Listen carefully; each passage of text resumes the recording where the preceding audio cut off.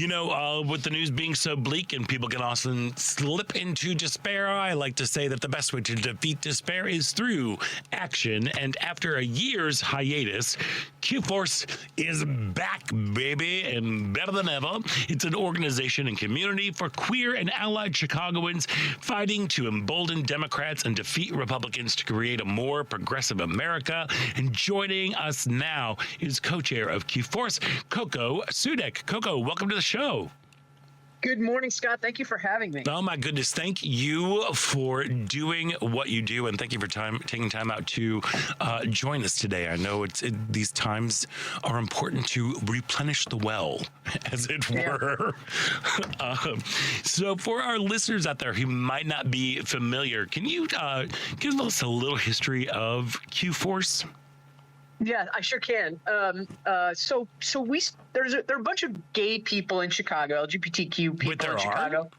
And there are. And a bunch of us got together in 2020, and we decided to bring Chicagoans to Southwest Michigan and canvass for Democrats. And it was an extremely successful canvass. We had members of Congress, we had people from our community and our allies in the community, and we think that we were able to flip a seat in Benton Harbor because of where we canvassed. So that was 2020. In 2023, we expanded Q-Force. We put a name to it. We beefed up our board quite a bit, and we had canvassers. We organized canvassers for the 2024 elections in Michigan and Wisconsin. And so we shipped about 1,000 people for 3 months up until the ballots closed on that election day in 2024 to defeat Republicans and elect Democrats. And of course, it did not go the way we wanted, but we left it all on the field. Mm-hmm. And that has been some comfort to us over the first year of this Trump 2 administration.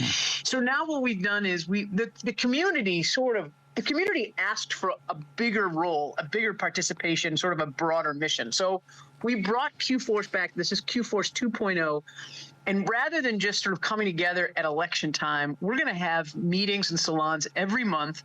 We're going to really build our community of people who want to fight what is happening in this country and build a more progressive country. And so we're going to meet every month, and we're going to talk about things, and we're going to strategize, and we're also going to give people a real opportunity to take action in that moment where they're sitting there, or as they're able or willing to. And then at election time, we will turn out our battalion of volunteers to canvass for Democrats and to defeat Republicans. Coco, which particular elections do you have your eye on that you think are really important and need the push to make it happen for our side?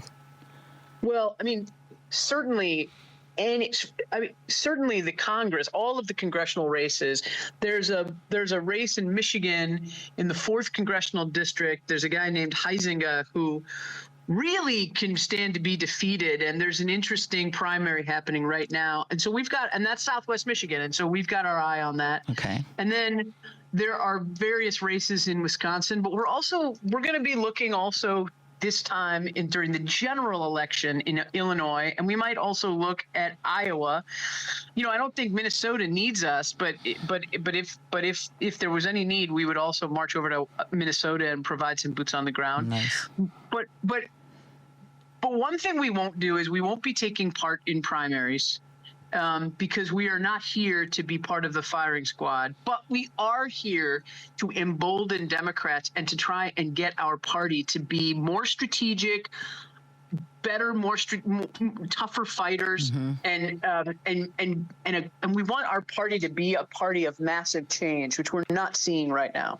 So we have a very big task, but we also have a very passionate community, and we're the LGBT community. We built civil rights out of nothing, starting in the 50s and then, of course, the late 60s, into marriage equality and the beginnings of real civil rights and equality, which is now under threat. But if there's any community that can strategize and fight to save the country from authoritarianism, the gay community must be a part of that. Amen to that.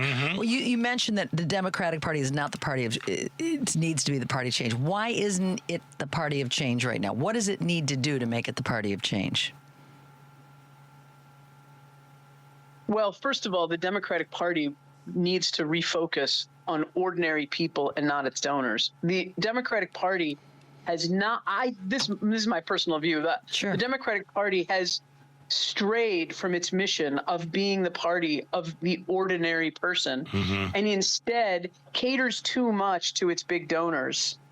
And also there seems to be some kind of a syndrome among DC Democrats that this isn't really happening, that we're not really seeing the destruction of our country from the inside.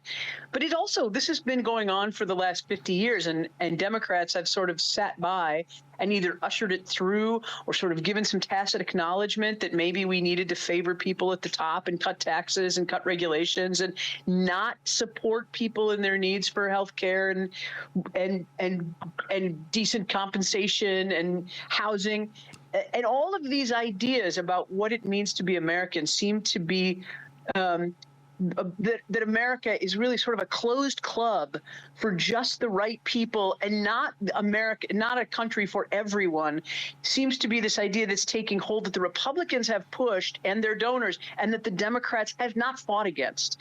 And so we understand this at Q-Force, and we want to be part of the solution to actually make the Democrats stand for something, stand for ordinary people and real fairness. And so that's our sort of our instant push. I will say that one of the problems right now for every organization that is on the left is trying to balance somewhere between the urgent and the long term, because we haven't done a lot of long term planning as Democrats. Right.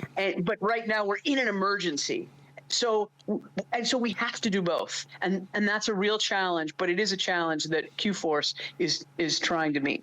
So now Q-Force is back 2.0, and you are going to be now operating all year round, which is fantastic. Again, I think, like I said, I think people right now are looking for a way that they can actually put their talents and their truthfully their anxieties into motion. They can actually, the best way to defeat despair is through action. You all had a salon earlier this month. Can you give us some of the highlights of what happened with that initial meeting? Yeah, I sure can. And it was remarkable.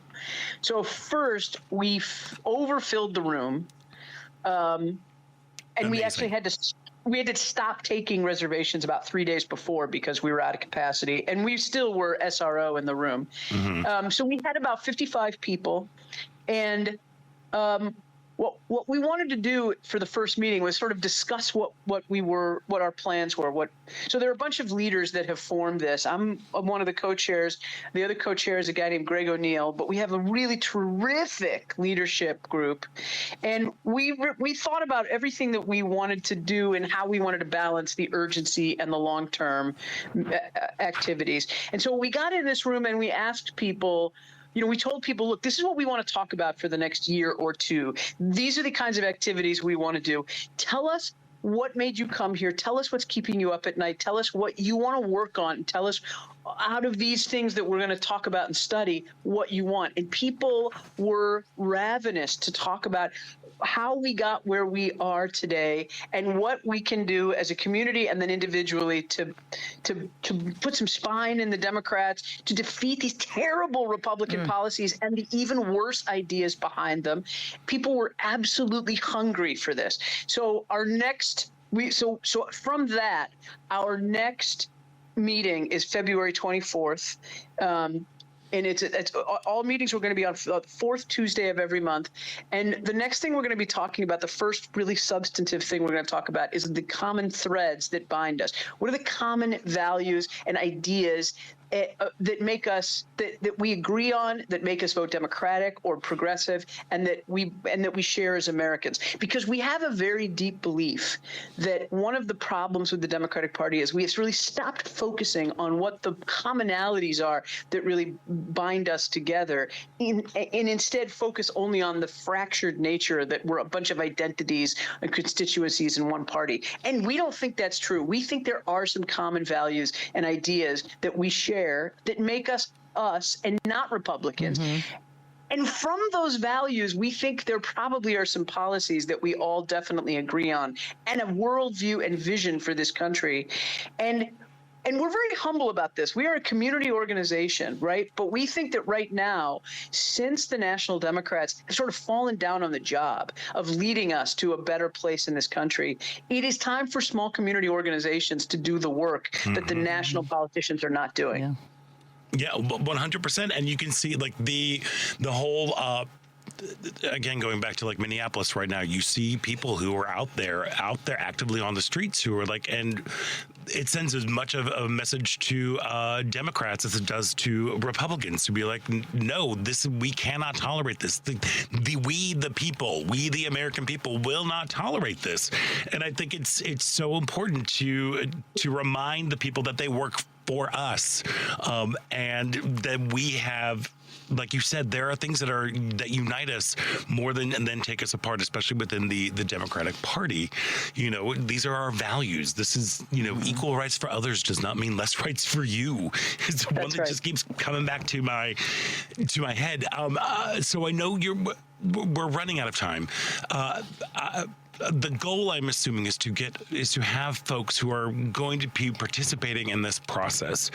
Do you have any sort of inkling? I know there's only been one salon that happened in January. We got another one coming up on the 24th. Do you see the different kind of roles that folks might be able to play? Because canvassing might not be in everybody's wheelhouse or comfort zone. Boy, do we have roles for people. Come on first now. Of all, the thing about Q4. The thing about Q-Force is we want to be a community-led organization. So politicians, the people, our electeds, they can have a speaking role and an organizing role, but only among all of us. Instead, we want people. We want not just the leaders. We want the community members to come and actually own these meetings and these discussions and run with them. But we have all kinds of leadership opportunities. We have all kinds of opportunities to volunteer. And we have a whole list of 50 different ways that you can do something in this moment, short-term and long-term, that fits your time and your sort of extroversion or introversion. If you don't want to canvass, that's fine. There are a million other things you can do. And we are happy to give you a list and let you choose the thing that works for you. Can I say one thing about Minneapolis? Real quick, yes. We were on a hard break. I grew up there.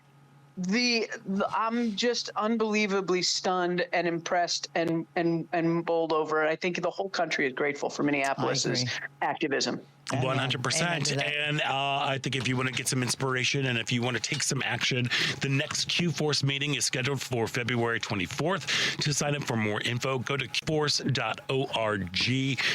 Coco Soodek, thank you so much for joining us today, and thank you for letting our listeners know about what they can do. And thanks for all your hard work, Coco. Really, No, appreciate thank you for everything you do, Scott and Ellen. Thank you for having me. I appreciate it. Absolutely.